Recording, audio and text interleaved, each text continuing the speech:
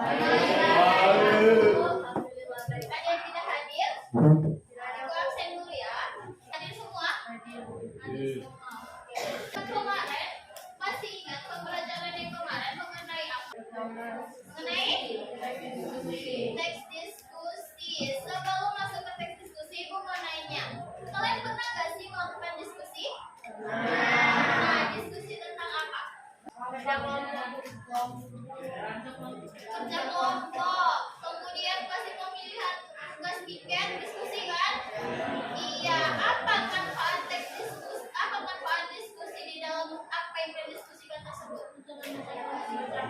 Untuk menemukan solusi. Ya, benar. Nah, silahkan baca satu orang mengenai kompetensi dasar yang akan dibawakan hari ini. Cahaya, silahkan baca.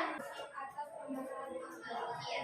Jadi tujuan pembelajaran kita hari ini, setelah kalian mempelajari, kalian akan mengidentifikasi struktur dan ciri kebahasaan teks diskusi. Kemudian kalian akan mengetahui cara menelaah struktur dan ciri kebahasaan teks diskusi. Oke. Coba jawab, apa itu diskusi? Satu orang angkat tangan boleh. Misalnya terdapat dua pendapat yang berbeda yaitu pro dan kontra.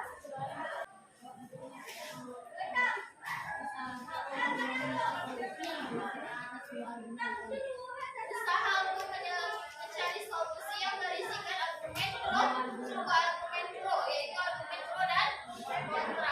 Oke, benar ya. Selanjutnya, pernahkah kamu melakukan diskusi? Jawabannya pernah. Pasti ya. Apa tujuan dan manfaat berdiskusi yang menyelesaikan suatu masalah? Iya, untuk mencari solusi atau menyelesaikan masalah. Struktur teks diskusi. Ada yang masih ingat struktur teks diskusi?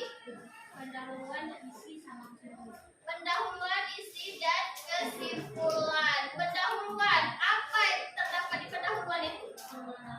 Pengenalan isu. Ya. Iya, benar sekali. Sebelum masuk ke pembahasan, silakan kalian amati. Cuplikan video singkat ini.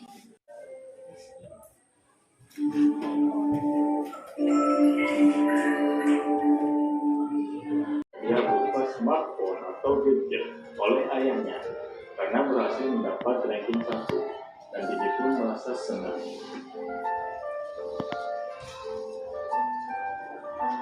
Selamat ya. Ada nggak di sini yang tidak setuju atau dengan alasan? Bu, sebenarnya gadget itu baik. Bu, kalau mau mencari ilmu di situ. Apa? Tergantung orang tuanya. Kalian sendiri mengalami hal seperti itu nggak? Ya. Tergantung yang tahu. Berarti tergantung diri kita ya kan yang mengontrolnya. Oke. Selanjutnya kita akan membahas kaidah kebahasaan. Kaidah kebahasaan yang pertama yaitu ada kata yang menunjukkan apa yang terjadi. Akan dicatat. Terus yang kedua ada kata yang menunjukkan waktu atau temporal. Kemudian ada kata emotif. Nah, ini dia kata emotif adalah kata yang mewakili perasaan atau pemikiran. Senang, terkejut. Nah, bahasa evaluatif. Coba baca dulu Solihul. Bahasa evaluatif itu apa? Bahasa evaluatif digunakan untuk Bahasa evaluatif ini merupakan kajian argumen atau pendukung sebagai penguatnya. Ini dia terdapat Abang? Pertanyaannya tidak perlu dipertanyakan. Ini dia pertanyaannya tidak perlu dipertanyakan, pertanyaan retoris. Misalnya, patutkah Indonesia ini tidak membayar pajak? Atau patutkah anak sekolah tidak menggunakan seragam sekolah? Nggak perlu dijawab kan? Iya, itu pertanyaan retoris. Oke, sampai sini ada yang mau bertanya lagi? Apa? Contoh bahasa yang menarik. Dia harus menggunakan tanda tanya. Jadi misalnya kita mau diskusi nih, diskusi mengenai gadget. Jadi gini, kakak cari bahasa yang paling menarik mengenai gadget. Misalnya, apakah layak gadget itu dimusnahkan? Kan menarik dibahas kan? Layak nggak gitu? Biar semua orang tertarik membaca teks kita. Ada lagi yang mau bertanya? Pas? Oke, kalau seperti itu silahkan gabung di kelompoknya masing-masing. Di sini kelompok 1, kelompok 2 digabungkan mejanya. Udah? Tugas kalian di sini, Ibu akan bagikan LKPD, lembar kerja peserta didik. Nanti di sini ada panduannya, kalian bisa langsung jawab. Ibu mohon kerjasamanya. Jangan lupa ditulis nama kelompok, oke? Bisa ya? Ini kita kelompok 3. Akan bekerja sama. Iya, nama kelompok tetap nama pahlawan, anggotanya ditulis.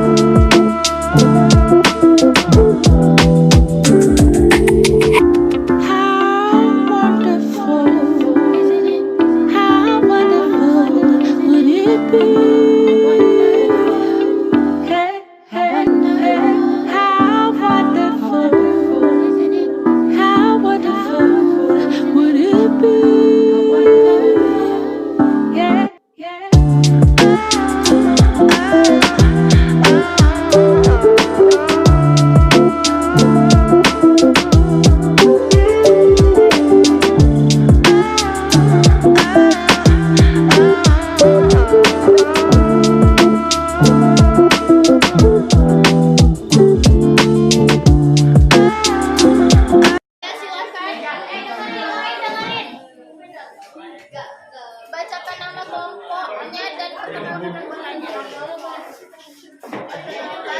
Kami dari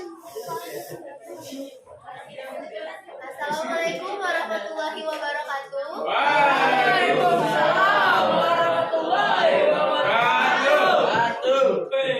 Perkenalkan, kami yang kelompok 5. Berdirinya kami di sini untuk presentasi mengenai teks diskusi. Saya Alifah Layan Mutia sebagai ketua kelompok dan anggota saya ada dari Sapuri. Oke, langsung saja kita mulai dari judulnya.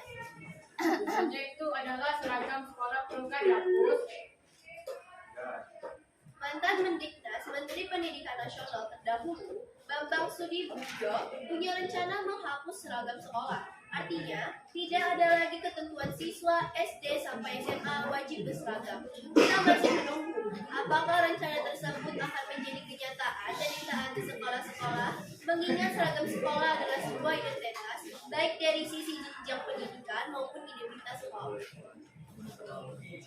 Kebijakan Mendiknas menghapus seragam sekolah patut dipertimbangkan. Namun, kebijakan ini dapat memberikan dampak negatif terhadap siswa. Misalnya akan terjadi perang pamer kekayaan, siswa keluarga kaya akan memamerkan pakaian mewahnya sehingga menimbulkan kecemburuan siswa lain. Yang ketiga, seragam sekolah dimaksudkan untuk mengangkat perbedaan antara siswa yang satu dengan yang lain. Seorang siswa tidak bisa bergaya dan memamerkan baju-baju mewahnya di sekolah. Seorang siswa dipaksa tampil seperti siswa lainnya. Di dalam kebijakan seragam ini, ada pula pengajian disiplin terhadap siswa. Pada sekolah tertentu, siswa dikenai hukuman apabila melanggar ketentuan seragam sekolah. Penggunaan seragam sekolah berkaitan dengan disiplin.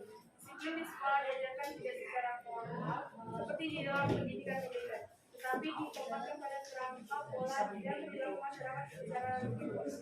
Disiplin haruslah dimulai dari tingkat desa, dari rumah tangga, Artinya orang tua dan anggota keluarga harus menjadi garda terdepan.